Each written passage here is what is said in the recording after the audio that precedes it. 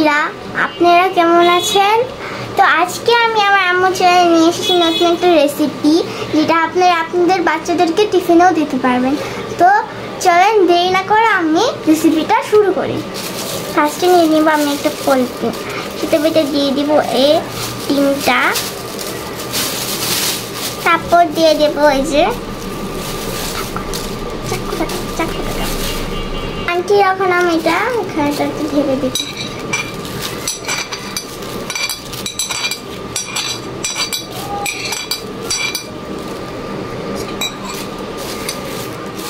Aunty এখন আমি এটা ম্যাশ করব।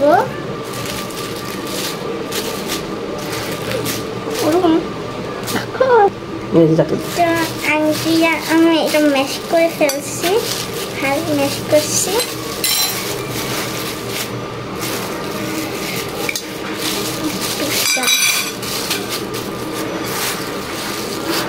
তো আন্টিরা আপনারা চাইলে হাত দিয়েও করতে পারেন, কারণ আমার হাত জ্বলে, তাই আমি এভাবে করব না। তো আমি এভাবে করছি পলিথিন দিয়ে। পলিথিন দিয়ে করলে আসলে হাত জ্বলবে না। আর আপনাদের বাচ্চারাও চাইলে, এটা অনেক সহজ, আপনার বাচ্চারাও করতে পারবে এই রেসিপিটা দেখে দেখে।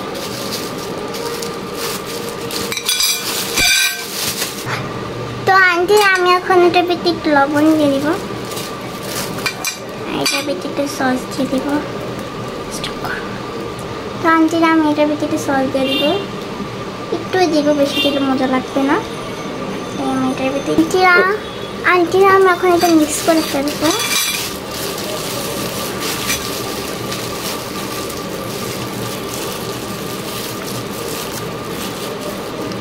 তো আন্টিরা এখন আমি এটা কেটে নিচের থেকে দিয়ে দিব।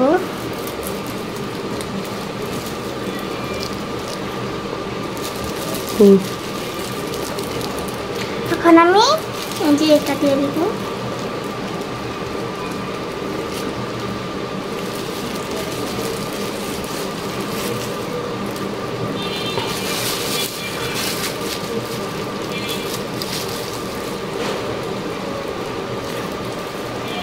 তো আন্টি এখন আমি এটা ভালো করে এভাবে করে দেবো।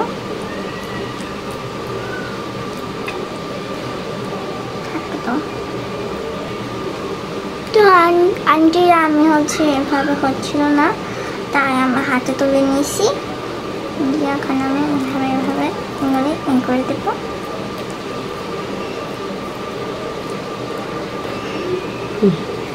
তো আন্টিরা এই যে আমার মিশানো কিন্তু ডান। এখন আমি এই যে এর উপরে দিয়ে দিব, এই যে এটা দিয়ে দিয়েছি।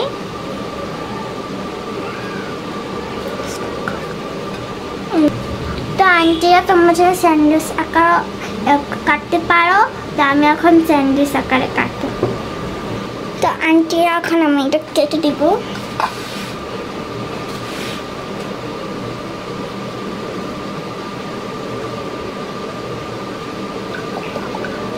যে আমি এটা কেটে ফেলেছি, অলমোস্ট যে আমি এটা কেটে ফেলেছি।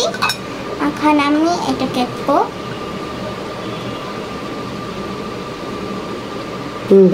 তো আন্টিরা দেখো আমার ডিমের স্যান্ডউইচ এর রেসিপিটা খুব দারুণ হয়েছে, ভিতরটাও কিন্তু খুব দারুণ হয়েছে। তোমরা চাই এটা বানিয়ে নিজের বাচ্চাদেরকে টিফিনে দিতে পারো, এটা খুব একটা সহজ ইয়া। তো আজকের জন্য আল্লাহ হাফেজ।